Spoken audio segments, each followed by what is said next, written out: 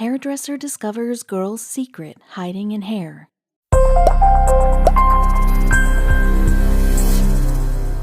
She had never felt this way before. She had never experienced anything like it. She felt embarrassed and ashamed. The boy just made things much worse. Everyone around the room was staring at her. The nurse shouted for anyone to go and get help.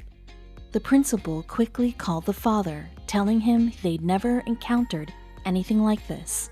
How bad was it? Hannah Combs lived in Harker Heights, Texas. This town was small enough that everyone was neighborly and knew each other. Unlike other kids, she was excited to start school after the summer vacation. She was told to be careful since high school was different from middle school. Her school in particular had culture around bullying freshmen. Hannah didn't pay it much attention. She was extroverted and knew she'd find friends. Hannah was looking forward to going back because lately she'd only been thinking about boys. She couldn't wait for her first kiss, but she knew all too well how teen boys could be. They'd analyze her and find something wrong, like how nerdy or plain she was. She had heard a story about how a girl was teased ruthlessly because of having lice. She wanted to turn all the boys' heads. The only feature that she liked about herself was her hair, if she was being honest.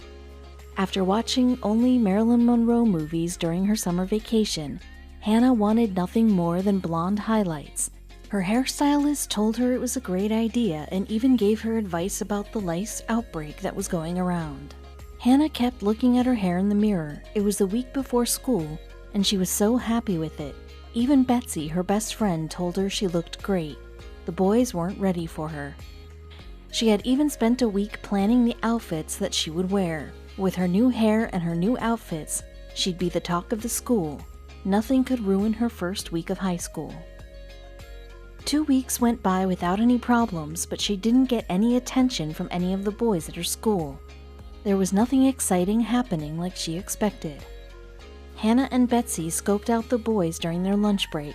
Maybe it was just too early in the school year for anything to happen just yet. One day outside of school, Hannah was chatting to Betsy when a shrewd-looking boy came up from behind her and messed up her hair. He obnoxiously shouted, "Bet you think you look great now, loser." Why would anyone do that? Hannah felt tears well up in her eyes. She couldn't hold them back. It was just too painful. Why was he so mean to her? Now everyone outside the school was staring at Hannah. Was her hair messed up that badly? She had gone through so much effort just for this to happen to her. You'll have to go to the school nurse now.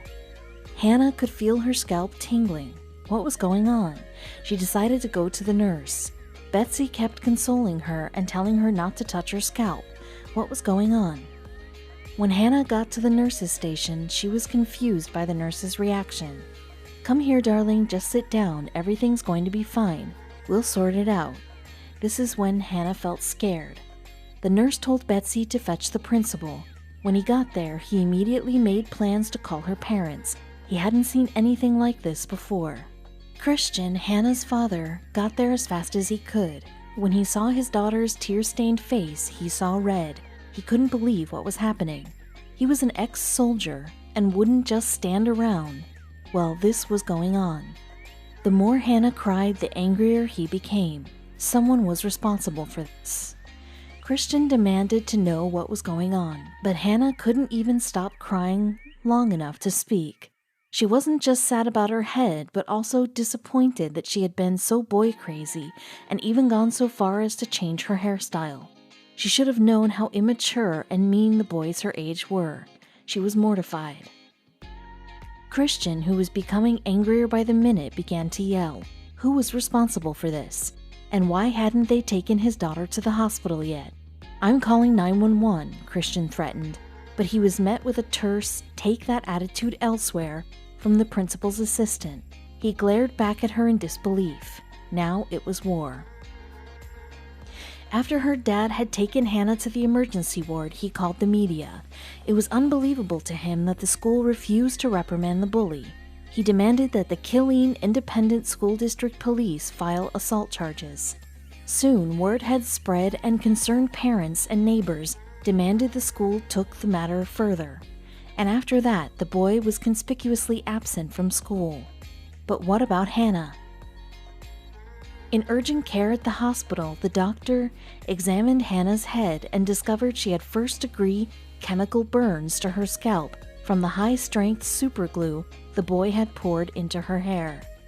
Poor Hannah was in such pain. Her new hairdo was ruined, and she had saved up for so long for it. Now she probably had to cut it all off, thanks to an idiot teenage boy who thought bullying was funny. And that wasn't all he did, as Hannah would find out later. Hannah had a portion of her head shaved. She couldn't believe she had to lose a favorite part of her gorgeous hair, but she resolved to make the best of the situation.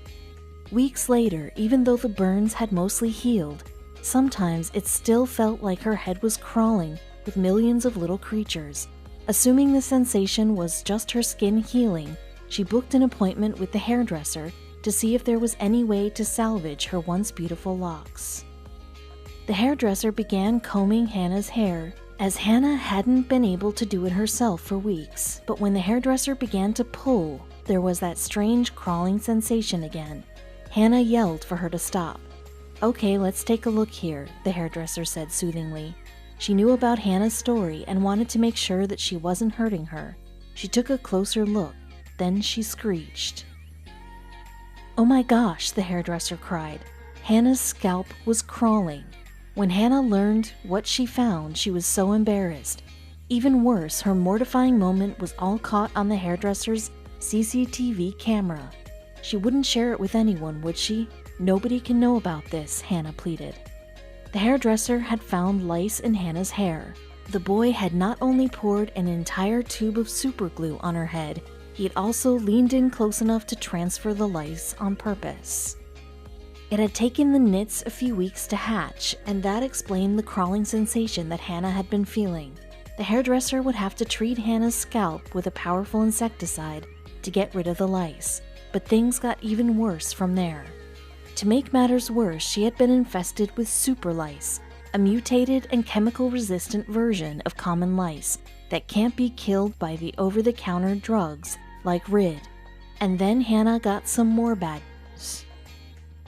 Due to the chemical burns Hannah had sustained, the hairdresser wouldn't be able to treat the infestation with the medicated shampoo until her scalp had fully healed. She didn't want to risk irritating the skin even more. So Hannah would just have to live with the lice for now. Naturally, Hannah was revolted and mortified, but mostly she wanted revenge. When her scalp had healed enough, and she could finally treat the lice, she made another appointment with her hairdresser. She decided to dye her hair red. Not only did she love the color, but she also wanted it to represent the deep anger she felt. She was still planning to make that bully pay.